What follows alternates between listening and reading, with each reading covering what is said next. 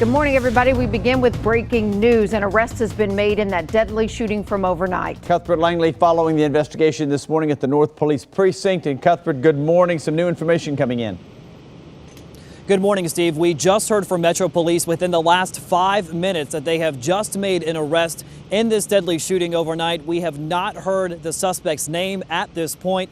We do know that person will be charged with homicide. As many as 3,000 people were without power this morning. That number has thankfully dropped to about 300, but still many without power this morning. Let me show you why. As we walk over here, you see this utility pole pretty much lying in the parking lot right near the intersection of 9th and Buchanan Street. It turns out as police were arresting Lever for being drunk in public and for waving that machete around in his driveway, they noticed his pickup truck had significant damage done to it and could have been involved in a hit and run that happened a short time earlier. Turns out they were right. We understand the suspect, though, already in custody?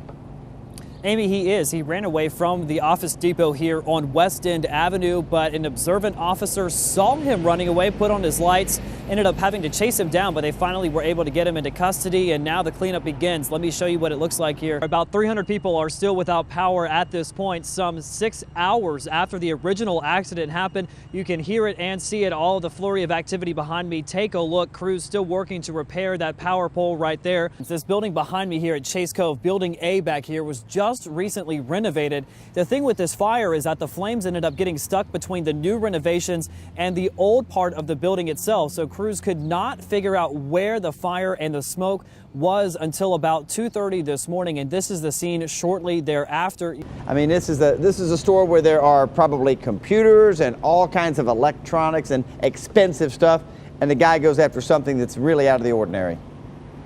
Steve, that's the big shock this morning. He was after keyboard cleaner, and I've been speaking with officers, and they tell me if you use the cleaner in a certain way, it can give you a high. The chemicals coming out of the keyboard could get you high. So officers presume this morning that's why this guy was after the keyboard cleaner, because you're right, there are thousands of dollars of electronics inside this office depot behind me. Even Mejia's daughter showed up to the scene a short time later and told police, no, my dad should not have been driving. As police were running Mejia's records, that's when they realized he had been charged with 4 DUIs before yesterday's incident.